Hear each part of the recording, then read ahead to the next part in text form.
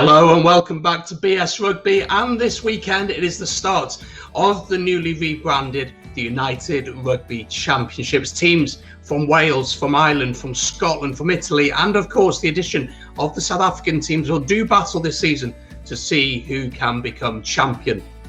This week there are some absolutely brilliant fixtures lined up, so here are my predictions and my quick previews for the games. Make sure if you're excited for the new season and you're new here, hit the subscribe button down below, it's free to do, and leave a like on the video. And of course, I want to hear your predictions in the comments down below. If there's enough, we might do a predictions league. But anyway, let's get straight into it. So let's crack on straight away. First game on Friday is Zebre, who take on the Emirates Lions down at the Stadio Sergio Lanfranchi. Kickoff is 6:30, local time 5:30 here in the UK. Now, Zebre last year, they did in fact finish bottom of Conference A, winning only 4 games all season, losing 12. And in the Rainbow Cup, they also finished bottom. And if we're being totally honest, these two teams may be the weaker teams in this year's competition, as the Emirates Lions themselves, they didn't have a great time of it in the Rainbow Cup. South Africa winning only 1 out of 6 games.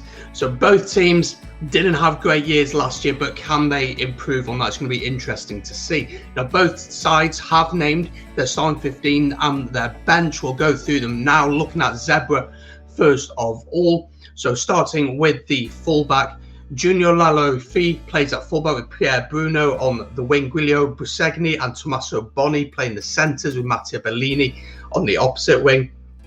Cavolo Cana plays at 10 with Marcelo Violi at 9. In the front row, Danilo Vichetti, Luca Bigi, Matteo Nocera. In the locks, David Cecin, Leonard Krumov, with Maxine Mbanda, Jacopo Bianchi and Renato Gamiroli playing at 8. So that's the Zebre team. Let me know your thoughts in the comments on that team. The Lions team, then, this is how they line up. E.W. Viljoen plays at fullback with Yamba Ulengo. Wandisile Simalain plays in the centre alongside captain Birger Odendal. Rabs McSwane plays on the wing with youngster Jordan Hendrikse at 10. Very exciting talent he is. Andre Varner plays at 9. Ruan Dura, Jakob Visage, Carlos Sadi play in the front row. Ruben Schumann, Pieter Janssen van Vuren and Jaco Creel play at 5 and 6. And then Vincent Schutika and Frank Horn play at 8, and at the bottom you can see the subs. So what are my predictions for this one? It's going to be an interesting one. Two teams which struggled massively last year.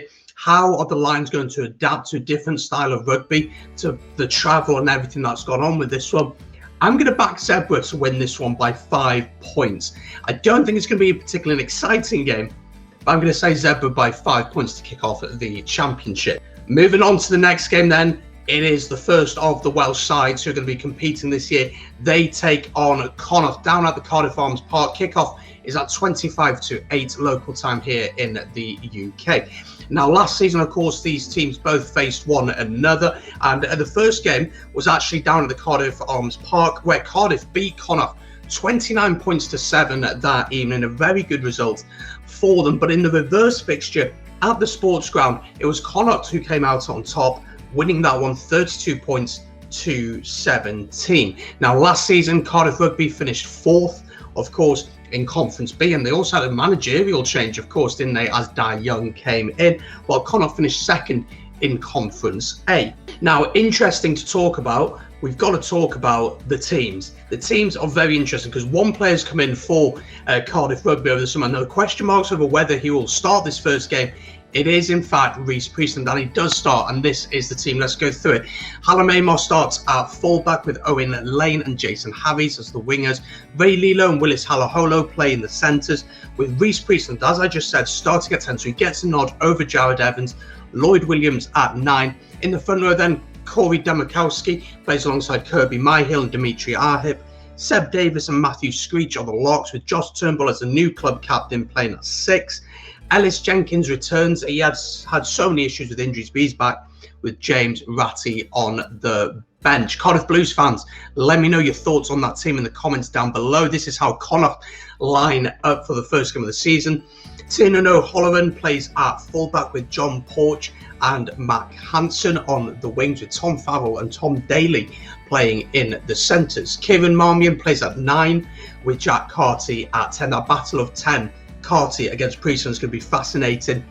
In the front row then, Matthew Berg plays alongside Shane Dullahunt and Finlay Beelum. That's your front row. Oisin Dowling is your lock alongside Ultan Dillon. And then Cian Prendergast, Connor Oliver and Jared Butler are your back row. Jared Butler is the captain. So how do I see this one going? Well, I am going to back Cardiff. Priestland's been in fantastic form over the summer, and with the ability to bring someone like Jared Evans off the bench, and you look especially at that back line, the talent that they have, I think Cardiff are going to have enough here. But let me know your predictions in the comments down below. Let's move on to the third and final game of Friday night. It is Ulster taking on Glasgow down at the Kingspan Stadium. Kickoff at 25:08 local time. Last season, Ulster did the double over Glasgow. First of all, at the Kingspan, they won 40 points to 15, and then they won away 13 points to 19. Now, last season, Ulster finished second in Conference A, while Glasgow finished fourth in Conference B, and Glasgow certainly will be looking to build more and to improve more, while Ulster will be looking to get to that next level. Both teams once again have been announced. This is how Ulster line up. I'll go from the fullback once again. Ethan McElroy plays at fullback with youngster Robert Balakoon on the wing alongside Jacob Stockdale. Stuart McCluskey and James Hume playing the centres. 9 and 10, John Cooney and Billy Burns. In the front row then, Andrew Warwick with Brad Robertson, Marty Moore. Alan O'Connor and Sam Carter playing the lock. Sam Carter is captain. Greg Jones, Sean Reedy and Nick Timoney plays at 8 on the bench, as you can see there. Let's move on then to Glasgow. This is how they line up. There's a debut for someone at 10, which we'll get to now. Cole Forbes plays at 15 with Kyle Steyn on the wing alongside Rufus McLean. Sam Johnson, of course, an international, really excited to see how he gets on. And Sione Tupelotu comes in at centre.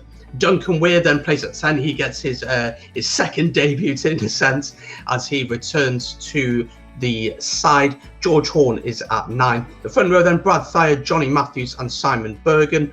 The locks are Scott Cummings and Richie Gray, with Ryan Wilson as captain in 6, Rory Darsh, and then Jack Dempsey plays at 8. Now, it's going to be really fascinating, this game. We know how Ulster want to play rugby when they want to throw the ball about, and very similar, you have to say Glasgow likes to do that as well. But with Duncan Weir at 10, does he really allow you to do that? Is he truly an upgrade on Hastings, who's gone to join Gloucester? I just think that home advantage is going to be massive this year with crowds back in. And I think Ulster are going to win this one. I think Ulster are going to win this one maybe a little bit comfortably, maybe by about 10 points. But I'd be intrigued to hear your thoughts.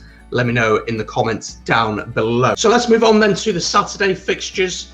We start off with Benetton hosting the Stormers. Now, Benetton last year had a really tough time in the Pro 14, the normal season, but then they surprised the rugby world as they went and won the blinking Rainbow Cup, didn't they? They went and won the Rainbow Cup, which was absolutely crazy, and no one expected it, but they managed to do that.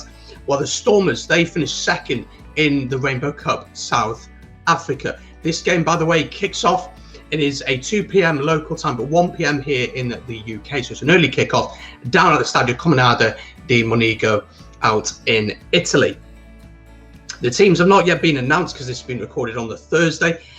It's going to be interesting, isn't it, with these South African teams? We really don't know all that much what they're going to be like, to be honest. I have no idea where to go with this one. I'm going to back Benetton because hopefully they'll still be buoyed by that, but they have lost big players such as Gav BC has left over the summer. That'll be a big loss for them, but I think Benetton are going to do this one. I think it's going to be a narrow win for them. Moving on then, we still have 3 games on the Saturday. The first one then, the next one is Edinburgh against Scarlets down at the newly formed Edinburgh Rugby Stadium. Kickoff is at 5:15 local time. Now, last season, 2 very different games. First game was up in Scotland as Scarlets managed to get the win, 27 points to 25. What a game this was. But the reverse fixture was nothing like that down at Parc Scarlets. This one saw Edinburgh running out winners by a mighty 6 points to 3. Not the greatest game at all. If we're looking at form from last season, Edinburgh finished 5th in Conference B, while Scarlets finished 3rd in Conference B. Now, the big news Of course, for the Scarlets over the summer was the appointment of Dwayne Peel. He comes in, he turned down Cardiff Blues to become the head coach at Scarlets. Now, he obviously had there was a very distinct brand of rugby at Ulster, and I think that actually very much suits the brand of rugby that Scarlets want to play. They've always got this ability to throw the ball about, play beautiful rugby. But the question mark remains, can they get their defence right? Can they get the simple things right? Can they earn the platform, get the platform to actually play instead of trying to play in their own 22? Do they have the quality to do that? Now, Jonathan Davis, Foxy, was named as the new captain, taking over from Ken Owens. So it'll be interesting to see his leadership in the centre, see if he can call the shots a little bit more. How do I see this one going? I'm going to back Scarlets to get the job done up in Scotland. I think they're going to do it. Let me know in the comments down below. Edinburgh and Scarlets fans, what are your hopes this season and your predictions for this game? Let me know in the comments down below. Let's move on then to the next game on the Saturday. It is Leinster who host the Blue Bulls. Leinster, of course, last season were champions of the Pro 14, as they always are, and they'll be looking to do the same once again. They top Conference A. This game kicks off at 5:15 at the RDS Arena on Saturday. Now, the Bulls top their group, but they pulled off a big shock last week as they beat the Sharks in the Currie Cup final, and they thrashed them 44 points to 10. And we're going to get into that in just a second. Now, the big question mark for me has got to be this. These South African teams have been playing pretty consistently over the last few weeks, in the Currie Cup, playing pretty consistently, getting their fitness up. But a lot of their stars are away with South Africa because the Rugby Championship is on. The Leinster boys will have had time to rest. The likes of Sexton didn't go on the Lions tour in the summer, so he'll have had time to rest. So how is it going to go? I think Leinster are going to win. I think Leinster are going to win most games this season. They're so strong, so much strength in depth, and playing at home, I think it's going to have a massive advantage. I'm backing Leinster to win this one by 15 or so points, but do let me know in the comments down below if you agree or disagree with me. Let's move on then to the next game. It is Munster host Sharks. What a game this could be. Thomond Park, 25-8 kickoff. What a game that this could be. Munster last year were runners-up in the Pro 14, finished top of Conference B, while the Sharks, they finished third in the Rainbow Cup South Africa and did, as we just mentioned, lose that Currie Cup final. The big news for Munster is the return of Simon Zebo. He returns to the province, after spending time out in France with Racing. For this Sharks team, lots of big names in there, but lots of them are away with South Africa, including this man, Sia Khaleesi, the captain of South Africa, who led the Springboks to the victory over the Lions in the summer. He is away with the Springboks, currently playing in the Rugby Championship. Lucanio Am, who's the captain of the side, is also away with South Africa, so there's a lot of names away. I just think that home advantage, as I've said already, is going to have a massive impact this season. I think being used to playing in the Northern Hemisphere up here, playing a different style of rugby, different conditions, I just think it's going to benefit the Northern Hemisphere sides a lot more. So I'm going to back Munster. I'm wearing their shirt today.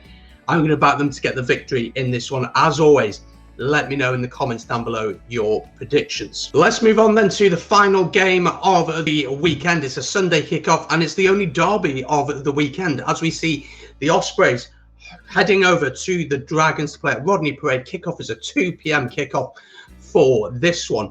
Now, last season, the first game was down at Rodney Parade, and it was the Ospreys who came out on top. George North, brilliant performance from him. I remember this game well, 28 points to 20. But then, down at the Brewery Field, it was the Dragons who ran out winners, 31 points to 20. Jonah Holmes getting a couple of tries.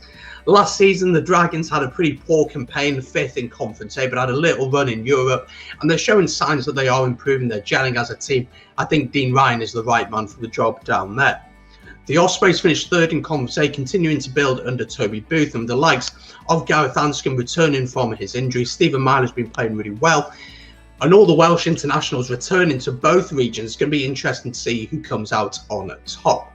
Now, I don't expect this game to be a particularly open game. I think it'll be pretty cagey and it'll be pretty feisty, considering it's a derby with fans once again. But I've got to back my team. I'm an Ospreys fan at the end of the day. I'll say it loud and proud. I'm an Ospreys fan.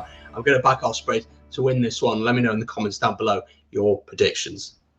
So there we go. That's the first week of predictions. As always, as I've said, get them in the comments down below. We'll see how many of you do. And we may even start a predictions league to see maybe at the end of the season we could do whoever's got the most points can win a rugby shirt of their choice, something like that. We'll have to make something like that happen. But if you have enjoyed it, I massively appreciate it. You can like the video, subscribe, it's free to do. We're going to do this every week, and make sure to enjoy the rugby over the weekend. There's so much to watch, so get involved with it. Thank you so much for watching, and I'll see you soon. Peace.